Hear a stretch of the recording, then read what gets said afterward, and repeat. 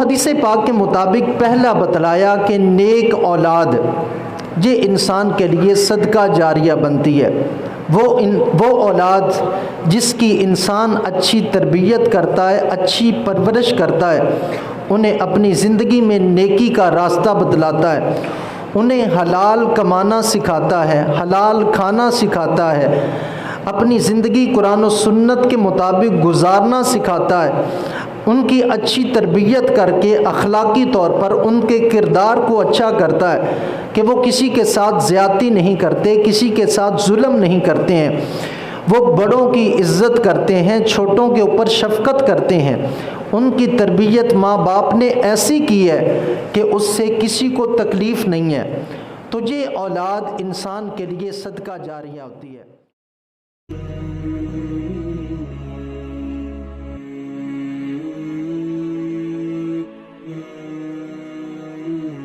علمت نفس ما قدمت و اخرت، فرمایا کہ ہر شخص اس وقت جان لے گا جو اس نے اپنے اچھے اعمال آگے بھیجے اور جن اچھے اعمال کا اثر وہ باقی چھوڑ کے گیا۔ فرمایا سب کچھ اس دن انسان کے سامنے ہوگا۔ مفسرین کے اس کے بارے میں متعدد اقوال ہیں، وہ آپ کے سامنے رکھنے ہیں تاکہ اس کے ضمن میں اس آیہ مبارکہ کا مفہوم واضح ہو سکے۔ تو ایک تفسیر بیان کرتے ہوئے ارشاد فرمایا علمت نفس ما قدمت، ما قدمت سے مراد یہ ہے کہ بندہ اس دنیا میں آیا، جب احکام کا مکلف ہوا تو اللہ تعالیٰ کے احکام پر عمل کر کے جو نیک اعمال کا ذخیرہ کرتا رہا اور اپنی آخرت کے لیے جمع کرتا رہا، فرمایا کہ وہ ان سے اعمال مراد ہیں، یعنی جو بھی انسان نے نیک عمل کیا ہوگا وہ کہیں بھی کیا ہوگا، جلوت میں کیا ہوگا، خلوت میں کیا ہوگا، وہ نیک عمل وہ چھوٹا ہوگا یا بڑا ہوگا، فرمایا وہ کل انسان کے سامنے ہوگا، وہ اس کا کیا ہوا عمل ضائع رائے گا اور بیکار نہیں جائے گا، بلکہ اللہ رب العزت اس کے سامنے اس کا کیا ہوا عمل کل قیامت کے دن رکھ دے گا۔ اور ما اخرت سے مراد یہ ہے کہ انسان اس امید کے اوپر نیک اعمال کو چھوڑتا رہا کہ ابھی بڑا وقت پڑا ہے، ابھی تو میری جوانی ہے، یا ابھی میرا بچپنا ہے، ابھی میں نے بڑا ہونا ہے، بوڑھا ہونا ہے، تو اس وجہ سے اعمال کو مؤخر کرتا رہا کہ کر لوں گا، ابھی تو بڑا وقت پڑا ہے۔ لیکن ہوا یہ کہ مؤخر کرتے کرتے اتنا مؤخر کر بیٹھا نیک اعمال کو کہ موت نے مہلت ہی نہ دی، موت کی آغوش میں چلا گیا، تو اب سوائے پچھتاوے کے اور کچھ نہیں رہے گا۔ اس واسطے اللہ تعالیٰ ارشاد فرماتا ہے کہ جو اعمال اچھے کر کے آگے بھیج دیے اے انسان وہ بھی تیرے سامنے ہوں گے، اور جو اعمال مؤخر کرتا رہا کہ کر لوں گا نیکی، فرمایا وہ سارے کے سارے پچھتاوے کی صورت میں کل سارے سامنے ہوں گے۔ اور دوسرا اس کا ایک یہ مطلب بیان کیا کہ ما قدمت سے مراد یہ ہے کہ انسان نے نیک اعمال کیے اور ان کو آگے اپنی آخرت کے لیے بھیج دیا، اور ما اخرت سے مراد یہ ہے کہ انسان ایسے اثرات نیکی کے چھوڑ کے گیا کہ وہ بندہ خود چلا گیا، لیکن اپنے جانے کے بعد ایسے نیکی کے اثرات چھوڑ کے گیا ہے کہ اس کے جانے کے بعد بھی وہ نیکی کا سلسلہ جاری ہے، وہ سلسلہ نہیں رکا۔ جو اس نے اپنے لیے نیکی کا کوئی سلسلہ کوئی کام شروع کیا تھا وہ اس کے مرنے کے بعد بھی اسی طرح نیکیاں جاری اور ساری ہیں۔ تو مطلب یہ ہوا کہ اے انسان جو خود تو نیک عمل کر کے آئے گا وہ بھی تیرے سامنے ہوں گے، اور جو تو نیکی کے اثرات دنیا میں چھوڑ کے آئے گا، فرمایا جب تک وہ نیکی کا سلسلہ جاری رہے گا، فرمایا وہ ساری کی ساری کل قیامت کے دن نیکیاں تیرے نامہ اعمال میں درج ہوں گی۔ اب اس کے اوپر احادیث کی روشنی میں آپ کے سامنے چند ایک وہ اعمال رکھنے ہیں کہ جو نیکی کے اعمال ہیں اور اپنے ضمن میں وہ دائمی اثر رکھتے ہیں کہ جس بندے نے وہ کام شروع کیا ہوتا ہے اس کے اس دنیا سے چلے جانے کے بعد بھی وہ نیکی کا سلسلہ جاری رہنے کی وجہ سے اس نیکی کو شروع کرنے والے کے نامہ اعمال میں اس کی نیکیاں درج ہوتی رہتی ہیں۔ اس میں حدیث پاک کی روشنی میں ایک حدیث پاک میں یہ ہے اذا مات الانسان انقطع عملہ الا من ثلاث، ارشاد فرمایا کہ جب کوئی بھی بندہ فوت ہوتا ہے تو اس کے اعمال کا سلسلہ رک جاتا ہے، ٹوٹ جاتا ہے۔ یعنی پہلے وہ خود نماز پڑھتا تھا یا پڑھ سکتا تھا لیکن اب نہیں پڑھ سکتا، موت آنے کے بعد وہ نیکی کا سلسلہ ربط ٹوٹ گیا، اب وہ خود نماز نہیں پڑھ سکتا، خود کسی کو صدقہ نہیں دے سکتا، خود روزہ نہیں رکھ سکتا، کسی کے ساتھ بھلائی اور خیر خواہی خود نہیں کر سکتا۔ لیکن ارشاد فرمایا کہ 3 طرح کے ایسے اعمال ہیں کہ بندہ خود تو نہیں کر سکتا، یعنی فوت ہو گیا اور آگے چلا گیا، اگلے جہان میں منتقل ہو گیا، لیکن چند ایسے اعمال ہیں کہ وہ عمل جب تک ہوتے رہیں گے اس شروع کرنے والے کے نامہ اعمال میں اسی طرح تسلسل کے ساتھ نیکیاں درج ہوتی رہیں گی۔ وہ حدیث پاک کے مطابق پہلا بتلایا کہ نیک اولاد یہ انسان کے لیے صدقہ جاریہ بنتی ہے، وہ اولاد جس کی انسان اچھی تربیت کرتا ہے، اچھی پرورش کرتا ہے، انہیں اپنی زندگی میں نیکی کا راستہ بتلاتا ہے، انہیں حلال کمانا سکھاتا ہے، حلال کھانا سکھاتا ہے، اپنی زندگی قرآن و سنت کے مطابق گزارنا سکھاتا ہے، ان کی اچھی تربیت کر کے اخلاقی طور پر ان کے کردار کو اچھا کرتا ہے کہ وہ کسی کے ساتھ زیادتی نہیں کرتے، کسی کے ساتھ ظلم نہیں کرتے ہیں، وہ بڑوں کی عزت کرتے ہیں، چھوٹوں کے اوپر شفقت کرتے ہیں،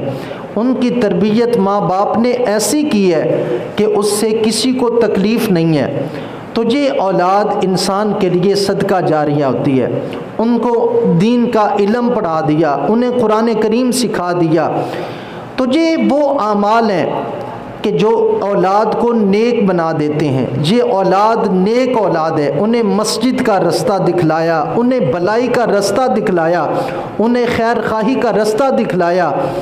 تو یہ اولاد کل انسان کے لیے صدقہ جاریہ بن جاتی ہے۔ کہ جو بھی اولاد نیک اعمال کرتی ہے وہ دعا کی صورت میں ہو، کسی عبادت کی صورت میں ہو، صدقات و خیرات کی صورت میں ہو، کسی صورت میں بھی اولاد جو نیک عمل کرتی ہے وہ جس طرح اولاد کو اس کا اجر و ثواب ملتا ہے، اسی طرح ماں باپ جس نے اپنی اولاد کی اچھی تربیت کی ہوتی ہے برابر میں نیکیاں ماں باپ کے نامہ اعمال میں درج ہوتی ہیں۔ تو یہ پہلی صورت بتلائی کہ نیک اولاد یہ انسان کے لیے صدقہ جاریہ ہے اور انسان کا خوبصورت اور اچھا اثر ہے جو انسان اس دنیا میں چھوڑ کے جاتا ہے۔ اور دوسرا حدیث پاک کے مطابق وہ علم ہے، او علم ينتفع به، یا انسان کا علم کے ساتھ ربط اور تعلق تھا، خود پڑھا، خود پڑھنے کے بعد آگے دوسروں کو پڑھایا اور اس کا علم لوگوں کے لیے نفع بخش ٹھہرا کہ اس کے علم سے لوگ فائدہ اٹھا رہے ہیں، اپنی زندگی کی راہوں کا تعین کر رہے ہیں، نیکی کی طرف آتے ہیں، لوگ اس کی وجہ سے بھلائی حاصل کرتے ہیں، ان کے اخلاق سنور جاتے ہیں، کردار سنور جاتا ہے، ان کے اعمال سنور جاتے ہیں۔ یعنی اس طرح سے علم پڑھا اور لوگوں کے لیے آگے اس علم کو نفع بخش بنا دیا کہ لوگ اس سے نفع حاصل کرتے ہیں۔ وہ کوئی بھی علم ہو، وہ قرآن پڑھ کے کسی کو آگے سکھانا ہے، وہ حدیث پڑھ کے کسی کو آگے بتلا دینا ہے، وہ کوئی مسئلہ سن کے کسی کو آگے بتلا دینا ہے، وہ کسی صورت میں بھی جو علم کی بات ہو، جس میں علم کا نور اور روشنی ہو، تو وہ بندہ خود حاصل کر کے آگے دوسروں تک پہنچاتا ہے، افراد تیار کرتا ہے۔ تو جب تک یہ سلسلہ جاری رہے گا پڑھنے پڑھانے والوں کا، تب تک برابر جس نے خود علم سیکھ کے آگے سکھایا، تو جتنے لوگ آگے اس علم سے نفع حاصل کرتے رہیں گے، برابر میں اس علم سکھانے والے کے نامہ اعمال میں نیکیاں درج ہوتی رہیں گی۔ اور تیسری چیز ارشاد فرمایا صدقہ جاریہ کا کوئی کام کر گیا۔ صدقہ جاریہ سے مراد یہ ہوتا ہے کہ ایسا کوئی کام کرنا شریعت اور دین کے دائرے میں رہ کر کہ جو لوگوں کے لیے نفع آور ہو، لوگوں کو نفع پہنچانے والا ہو، بھلائی اور خیرخواہی والا کام ہو۔ تو فرمایا یہ کام صدقہ جاریہ ہے۔ تو صدقہ جاریہ کا مطلب یہ ہوتا ہے کہ جاری رہنے والا صدقہ، یعنی انسان اس عمل کو کر کے چلا گیا لیکن جس عمل کو اس نے شروع کیا تھا وہ جاری ہے، تو جب تک جاری رہتا ہے وہ، تب تک شروع کرنے والے کے نامہ اعمال میں برابر نیکیاں درج ہوتی رہتی ہیں۔ اب اس کی چند ایک صورتیں آپ کے سامنے رکھتا ہوں۔ مثال کے طور پر کہیں مسجد کی تعمیر میں حصہ لے لیا، مسجد کے بنانے میں حصہ لے لیا، مسجد کی صفائی ستھرائی معاملات میں حصہ لے لیا، تو چونکہ مسجد ایک مرکز ہے نیکیوں کا، تو یہ مسجد میں بڑے خوبصورت اعمال اس کے ساتھ جڑے ہوئے ہیں۔ اس میں نماز پڑھی جاتی ہے، قرآن کریم کی تلاوت کی جاتی ہے، ذکر و اذکار کیا جاتا ہے، قرآن پڑھا جاتا ہے، وعظ و تلقین ہوتی ہے۔ تو یہ ساری کی ساری نیکیاں اس مسجد کے ساتھ جڑی ہوئی ہیں۔ اب کسی بندے نے کسی طرح بھی مسجد کے ساتھ اپنا ربط اور تعلق بنا لیا، تو جب تک وہ مسجد رہے گی تب تک کیا ہوگا، اس مسجد کے بنانے والے کو، جگہ وقف کرنے والے کو، اس میں عبادت کرنے والے کو، اور اس مسجد کی تعمیر و ترقی اور توسیع میں حصہ لینے والے کو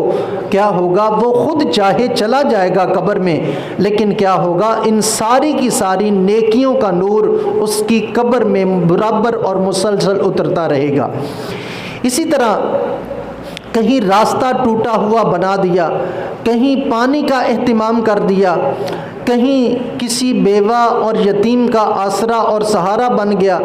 کسی غریب کو کتابیں لے کے دے دیں پڑھنے کے لیے کہ بیٹے پڑھو، تو وہ پڑھنا شروع ہو گیا۔ تو یہ وہ سارے کے سارے امور ہیں، کہیں ہاسپٹل کی ضرورت تھی وہ کھول دیا، ڈسپنسری کی ضرورت تھی وہ کھول دی، فلاحی کوئی ادارہ قائم کر دیا کہ جس سے لوگوں کو نفع پہنچ رہا ہے۔ تو جب تک یہ کام جاری رہتے ہیں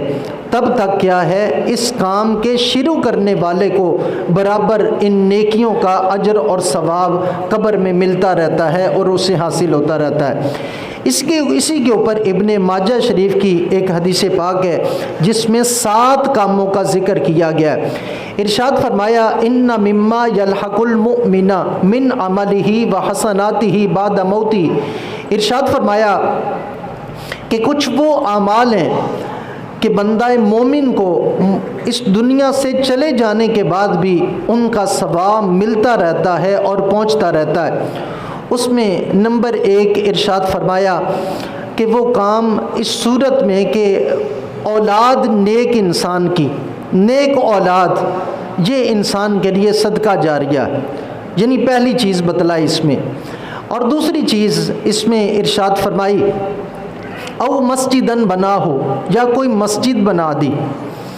او بیتن لابن السبیل، یا مسافر خانہ کوئی سرا بنا دی کہ جہاں لوگ ٹھہرتے ہیں اس سے نفع حاصل کرتے ہیں۔ اور اسی طرح ایک اس میں چیز او مصحفن وورثہ، قرآن کریم کسی کو خرید کے دے دیا، کسی کو حدیث کی کتاب خرید کے دے دی، فقہ کی کوئی دینی کتاب خرید کے دے دی اور اس کو مالک بنا دیا، بھائی اس کو پڑھو، اس کو پڑھ کے آگے دوسروں کو بھی بتلاؤ تاکہ کیا ہو، لوگوں کو فائدہ پہنچے اور نفع پہنچے۔ تو یہ کتاب جب تک جس کو دی وہ خود پڑھتا رہا، دینے والے کو اس کا فائدہ پہنچتا رہے گا۔ اسی طرح اس نے اس کتاب سے پڑھ کر آگے کسی کو مسئلہ بتلایا اور اس نے سنا اس کے مطابق عمل کر دیا، یا آگے کسی اور کو بتلا دیا وہ مسئلہ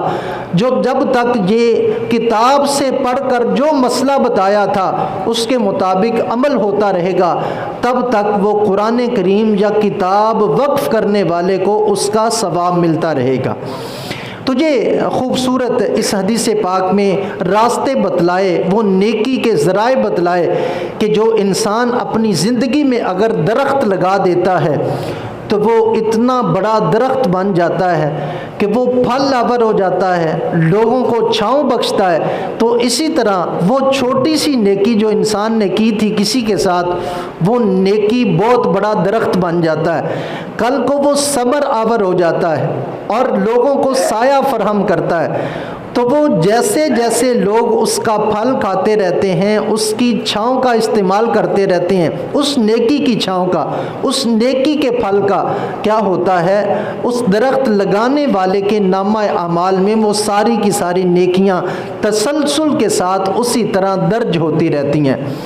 یا انسان اپنی زندگی میں کوئی صدقہ کر گیا، اپنی جوانی کے عالم میں، صحت و تندرستی کے عالم میں، بڑھاپے سے پہلے، تو خاص طور پہ چونکہ انسان کا جو جوانی کا وقت ہوتا ہے نا، یہ بڑا قیمتی ہوتا ہے، اس سے خود ضرورت ہوتی ہے، لیکن اس وقت اپنی ضرورت کو پسے پشت رکھ کے جب دوسروں کے لیے کوئی خیر خواہی اور بھلائی کا کام کرتا ہے تو وہ زیادہ اجر و ثواب کا باعث بنتا ہے۔ تو یہ او نہرن اجراہ کے لفظ آتے ہیں اسی طرح سے، یعنی کوئی نہر جاری کر گیا، کہیں پانی کا اہتمام کر دیا، تو جب تک لوگ پانی پیتے رہیں گے کیا ہوگا، اس پانی کا اہتمام کرنے والے کو، سبیل لگانے والے کو، کنواں کھدوانے والے کو کہیں پانی کا کولر نصب کر دیا، تو یہ پانی لوگ جب تک پیتے رہیں گے کیا ہوگا، تب تک اس پانی کا اہتمام کرنے والے کے نامہ اعمال میں تسلسل کے ساتھ نیکیاں درج ہوتی رہیں گی۔ تو یعنی یہ وہ خوبصورت اعمال ہیں جو ما اخرت میں آتے ہیں، یعنی ایک تو انسان خود کوئی نیک اعمال کر گیا اور دوسرا نیک اعمال کا اثر چھوڑ کے گیا، نیک اعمال کا اثر چھوڑ کے گیا، تو جب تک وہ اثر باقی رہے گا تو تب تک کیا ہوگا، اس نیکی کا کام شروع کرنے والے کے نامہ اعمال میں وہ نیکیاں درج ہوتی رہیں گی۔ اور یہی اللہ تعالیٰ نے سورۃ یاسین شریف میں فرمایا ہے، سنکتب ما قدموا وآثارہم، فرمایا ان قریب ہم لکھ لیں گے جو انہوں نے آگے بھیجا، یعنی جو بھی اچھے اعمال کوئی کر کے آگے بھیجے گا یا برے اعمال کر کے آگے بھیجے گا، اللہ تعالیٰ ارشاد فرماتے ہیں ہم اس کو لکھ لیں گے، وآثارہم، اور جو اس نے اثر چھوڑے ہم اس کو بھی لکھ لیں گے۔ اب اثر اچھے بھی ہیں، اثر برے بھی ہیں، تو میں نے اچھے آثار آپ کے سامنے رکھے کہ اچھے اثر کون سے ہیں۔ وہ یہ سارے کے سارے اعمال ہیں، اپنی اولاد کی اچھی تربیت کرنا، صدقہ جاریہ کا کوئی اہتمام کرنا، علم کا اہتمام کرنا، جہاں علم پڑھایا جا رہا ہے ان کا معاون بن جانا، یا خود علم حاصل کر کے آگے کسی کو بتلا دینا، چاہے ایک مسئلے کی صورت میں ہو، قرآن کریم کی ایک آیت سیکھنے کی صورت میں ہے، کوئی ایک حدیث پاک سیکھنے کی صورت میں ہو، یا اسی طرح سے دوسری حدیث پاک آپ کے سامنے رکھی جس میں اولاد کی اچھی تربیت کا ذکر ہے، صدقہ جاریہ کے کاموں کا ذکر ہے، مسجد بنانے کا ذکر ہے، یا کوئی فلاحی ادارہ قائم کرنے کا ذکر ہے، یا اسی طرح پانی کا اہتمام کرنے کا ذکر ہے۔ تو یہ وہ خوبصورت اعمال ہیں کہ جو اثر ہیں کہ بندہ خود چلا جاتا ہے لیکن جب تک یہ نیکی کے کام جاری رہتے ہیں، اس شروع کرنے والے کے نامہ اعمال میں تسلسل کے ساتھ نیکیاں درج ہوتی رہتی ہیں۔ اب اس کے برعکس صورت، یعنی تیسری تفسیر ایک یہ کی، ما قدمت سے مراد یہ ہے کہ انسان اس دنیا میں آیا، اسے اچھے اعمال کی توفیق نہ ملی، برے اعمال کو ذخیرہ کرتا رہا، برائیاں کرتا رہا، اور جب اس دنیا سے گیا تو برائی کے اثرات چھوڑ کے گیا، یعنی ایک تو زندگی میں برائیاں کی، دوسرا یہ کہ چلے جانے کے بعد اس اپنی شروع کی ہوئی برائی کے اثرات اس دنیا میں باقی چھوڑ کے گیا۔ اب مثال کے طور پر اپنی زندگی خلاف شرع، خلاف دین گزاری، اپنی اولاد کی اچھی تربیت نہ کی، ان کو نیکوکار بنانے کی بجائے فسق و فجور کے کاموں میں مبتلا کر کے گیا، خود اپنی زندگی میں کوئی غلط کام کرتا تھا، مثال کے طور پر سود کا کاروبار کرتا تھا، کہیں جوئے کا اڈا، شراب کا اڈا کھولا ہوا تھا، کہیں سینما خود بنایا تھا۔ اب اس نے خود کام شروع کیے تھے جو خلاف دین تھے، خلاف شرع تھے، نقصان پہنچانے والے تھے۔ اب اپنی زندگی میں ان برے کاموں کو چلاتا رہا، کرتا رہا، تو یہ کیا ہے، اس کے اس دنیا میں ہوتے ہوئے اس کے نامہ اعمال میں یہ برائیاں درج ہوتی رہیں۔ اب جب خود چلا گیا، لیکن کیا ہے، یہ اثرات اپنے جانے کے بعد بھی باقی چھوڑ کے گیا ہے۔ اولاد اسی طرح آگے سود کا کاروبار کر رہی ہے، اولاد اسی طرح آگے نافرمان رب کی، رسول کی، انہیں مسجد کا رستہ نہیں دکھلایا، انہیں دین کا علم نہیں سکھایا، انہیں پتہ ہی نہیں ہے پاکی ناپاکی کیا ہوتی ہے، حلال حرام کیا ہوتا ہے۔ بس ٹھیک ہے، پیدا کیا، جوان کیا، میرے رستے پہ چلو، جیسے میں کما رہا ہوں تم بھی کماتے جاؤ، بس دنیا میں آئے اس واسطے ہیں کہ جو ہوتا ہے کر لو۔ تو یہ کیا ہے، اولاد کو آگے غلط رستہ دے کے گیا۔ سینما بنایا تھا، خود کمائی کھاتا رہا، آگے اولاد بھی سینمے کو چلا لی ہے۔ جوئے کا اڈا بنایا تھا، پہلے خود چلاتا رہا، آگے اولاد چلا رہی ہے۔ لوگ اسی طرح برائی میں مبتلا ہو رہے ہیں۔ تو یہ کیا ہے، جتنے اس طرح کے برائی کے کام ہیں جو خلاف دین ہے، خلاف شرع ہیں، اپنی اولاد کی اچھی تربیت نہ کرنے کی صورت میں ہو، یا کوئی بھی برائی کا دروازہ کھولنے کی صورت میں ہو، تو ایک تو خود اس برائی کو کرتا رہا تو اس کے نامہ اعمال میں تسلسل کے ساتھ گناہ درج ہو رہے ہیں، اور دوسرے اس کے اثر ہیں کہ جب خود چلا گیا، اس برے کام کو شروع کر کے، اب اس کے شروع کرنے کے بعد لوگ آگے اسی کام کو، برے کو کرتے ہوئے جا رہے ہیں، اور اس کا شروع کیا ہوا کام اسی طرح جاری اور ساری ہے۔ تو جب تک یہ کام جاری اور ساری رہے گا، تب تک کیا ہوگا، تسلسل کے ساتھ اس برائی کا کام شروع کرنے والے کے شخص میں، نامہ اعمال کے میں کیا ہوگا، تسلسل کے ساتھ برائیاں درج ہوتی رہیں گی۔ تو اس واسطے یہ عالمت نفس ما قدمت و اخرت، یہ ہے کہ ہر انسان اس کے سامنے ہوگا جو کچھ اس دنیا میں اس نے رہ کے اپنی آخرت کے لیے آگے بھیجا ہوگا، چاہے وہ نیکی کی صورت میں ہو، چاہے وہ بدی کی صورت میں ہے، اور ما اخرت، جو اس نے اچھائی کی صورت میں اثرات چھوڑے وہ بھی کل اس کے سامنے ہوں گے، جو اس نے برائی کی صورت میں اثرات چھوڑے ہوں گے وہ کل انسان کے سامنے ہوں گے۔ اس واسطے یہ ہمارے پاس وقت ہے کہ ہم اچھے یا برے راستے کا، وَهَدَيْنَاهُ النَّجْدَيْنِ، اچھے یا برے راستے کا ہم انتخاب کر سکتے ہیں، یہ ہمارے ہاتھ میں ہے۔ اللہ تعالیٰ نے جنتیوں والے اعمال کون سے ہیں، جنتی راستہ کون سا ہے، اللہ تعالیٰ نے انسان کو اس دنیا میں بھیج کر پھر اپنے پیغمبر بھیجے، اپنے رسول بھیجے، نبی بھیجے، پھر آسمان سے ہدایت کی کتابیں بھیجی، سب کچھ ہمیں بتلا دیا ہے۔ کوئی بندہ یہ کہے تو مجھے تو پتہ ہی نہیں ہے جی، حق کیا ہے، باطل کیا ہے، غلط کیا ہے، صحیح کیا ہے، حلال کیا ہے، حرام کیا ہے، تو وہ بندہ خود غفلت میں ہے۔ اللہ تعالیٰ نے انسان کو پیدا کر کے چھوڑ نہیں دیا، بلکہ سارا کا سارا اہتمام کیا ہے، ہدایت کا دونوں رستوں بتلا دیے ہیں کہ غلط کیا ہے، صحیح کیا ہے۔ اب انسان کے اوپر ہے وہ کس رستے کو منتخب کرتا ہے، کس رستے کا چناؤ کرتا ہے، کس رستے پہ چل کے اپنی زندگی گزارتا ہے، یہ ہمارے اپنے ہاتھ میں ہے، اور یہ بھی انسان کے ہاتھ میں ہے۔ اللہ تعالیٰ نے دیگر مخلوقات کو یہ اختیار نہیں دیا، وہ اللہ تعالیٰ کے حکم کے تابع ہیں۔ اللہ تعالیٰ نے صرف حضرت انسان کو اور جنوں کو یہ اختیار دیا ہے کہ تمہارے اوپر سب کچھ کھول کے رکھ دیا ہے، اب تمہارا آگے انتخاب ہے، تمہاری مرضی ہے کہ تم کس رستے کا انتخاب کرتے ہو اور کس جانب جاتے ہو۔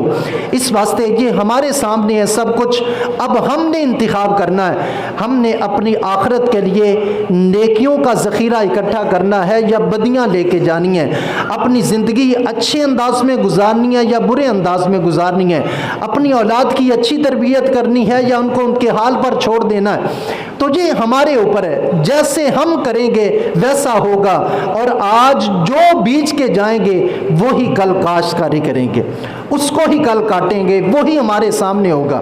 تو اس واسطے اللہ تعالیٰ نے سب کچھ واضح کر کے اب ہمارے اختیار میں، ہمارے ہاتھ میں معاملہ دے دیا ہے کہ ہم کیا کرتے ہیں۔ اس کے اوپر آخر میں چند ایک باتیں عرض کرنی ہیں اس حوالے سے کہ بہت سارے نیکی کے کام ہم نے شروع کر رکھے ہیں اور ان کاموں کو اچھے انداز میں آج ہم نہیں کر رہے، جو کہ ضرورت ہے ان کے اوپر غور و فکر کر کے انہیں اچھے انداز میں کرنے کی کوشش کریں تاکہ وہ حقیقت میں ہمارے لیے نفع آور اور نفع بخش بنے۔ یہ جو چیز ہے نا کہ بیسک کوئی بندہ وہ جب عمل کرتا ہے تو کیا اپنے اس کیے ہوئے عمل کا ثواب دوسرے کو دے سکتا ہے یا نہیں، یا اس کو اس کا فائدہ ہو سکتا ہے یا نہیں ہو سکتا، یہ بنیادی ایک اصول ہے۔ اس کے اوپر یہ آج ساری کی ساری گفتگو ہے کہ یہ باقاعدہ طور پر اہل سنت کے ہاں یہ عقیدہ ہے اور الہدایہ میں اور شرع عقائد میں اس کو باقاعدہ طور پر بیان کیا گیا ہے کہ کوئی بھی انسان اپنے کسی بھی نیک عمل کا ثواب وہ دوسرے اپنے مسلمان بھائی کو پہنچاتا ہے تو وہ پہنچتا ہے، اس کو فائدہ ہوتا ہے۔ اس کے اوپر احادیث کا ایک ذخیرہ ہے، جس طرح سے بخاری اور مسلم کی ایک حدیث پاک جب پوچھا گیا یا رسول اللہ صلی اللہ علیہ وسلم ای الصدقات افضل، یا رسول اللہ سب سے افضل صدقہ کون سا ہے؟ تو ارشاد فرمایا الماء، پانی کا اہتمام کرنا یہ افضل صدقہ ہے۔ تو مطلب اس کے بعد حضرت سعد نے اپنی ماں کے لیے کنواں کھدوایا اور اس کنویں کا نام رکھا بیر ام سعد، فرمایا جب تک لوگ پانی پیتے رہیں گے تیری ماں کو اس کا فائدہ پہنچتا رہے گا۔ تو نہیں، جس کا مطلب یہ ہوا کہ بندے کا کوئی بھی کیا ہوا نیک عمل جب بندہ کسی دوسرے کے لیے ثواب کی نیت کر لیتا ہے تو اس کا فائدہ اس کو پہنچتا ہے۔ اور نبی کریم صلی اللہ علیہ وسلم نے خود یہ قربانی کے موقع پر کیا کہ آپ نے 2 مینڈے منگوائے، ایک اپنی طرف سے ایک اپنی امت کی طرف سے ذبح کیا۔ تو یہ سرکار کا خود عمل مبارک بتلاتا ہے کہ اگر میرا عمل کسی دوسرے کے لیے نفع کا باعث نہیں بن سکتا تو میں نہیں کروں گا تو امام الانبیاء کیسے کر سکتے ہیں؟ اللہ کے نبی کیوں کر گئے؟ تو اللہ تعالیٰ کے نبی کا کیا ہوا عمل وہ دین ہوتا ہے، شریعت ہوتا ہے، نفع بخش ہوتا ہے۔ اس واسطے یعنی اصول یہی ہے کہ کسی کا بھی کوئی نیک عمل جب دوسرے بندے کو اس کا ثواب منتقل کیا جاتا ہے، پہنچایا جاتا ہے تو اس کا ثواب پہنچتا ہے۔ اسی واسطے یہ سارے کے سارے جو ہم اہتمام کرتے ہیں ہمارے ہاں یہ ساری کی ساری چیزیں ہیں تو یہ باقاعدہ قرآن و سنت سے مسلم ہے، حقیقت ہے اور یہ ثابت ہے۔ لیکن کیا ہے، ہم بہت ساری چیزیں ہم نے خود خراب کر لی ہیں، اب ان کی نشاندہی آخر میں کرنی ہے۔ مثال کے طور پر یہ ہم نے مختلف نام رکھے ہوئے ہیں ان چیزوں کے، جس طرح سے کل خانی ایک نام ہے، 7ویں کا ختم ایک نام ہے، 10ویں کا ختم ایک نام ہے، 40ویں کا ختم یہ ایک نام ہے، اسی طرح 11ویں یہ ایک نام ہے، اسی طرح سے اس کا دعائیہ تقریب کہیں نام رکھا جاتا ہے۔ تو یہ سارے کے سارے وہ اعمال ہیں جن کا شریعت میں نام ایصال ثواب ہے، یعنی دعائیہ تقریب، دعا کرنا، یہ کیا ہے، اصل ان کا نام ہے۔ ہم نے کیا اپنی آسانی کے لیے یہ مختلف نام رکھ لیے ہیں، یعنی کل خانی پہ چونکہ کل ہو اللہ کثرت کے ساتھ پڑھا جاتا ہے تو اس واسطے اس کا نام اپنی آسانی کے لیے کل ہو اللہ رکھ لیا۔ اسی طرح 7ویں دن ختم دلوایا تو اس کا نام ساتہ رکھ لیا، 10ویں دن دلوایا تو 10واں، 40ویں دن رکھ لیا تو 40واں۔ تو یہ اپنی آسانی کے لیے یہ نام رکھ لے، شریعت میں ان کا ایک ہی نام ہے، وہ نام ہے ایصال ثواب۔ ایصال ثواب کا مطلب ہوتا ہے ثواب پہنچانا، یہ ایصال ثواب کا مطلب ہوتا ہے۔ اب یہ ساری کی ساری چیزیں، اب ایک مسئلہ اور آسان ہو گیا کہ بہت سارے لوگ پوچھ لیتے ہیں جی کرتے ہو یہ کہاں لکھا ہے، یہ کس نے کیا ہے؟ ٹھیک ہے، تو آپ کو یہ پتہ ہونا چاہیے یہ ساری کی ساری چیزیں ایصال ثواب ہیں،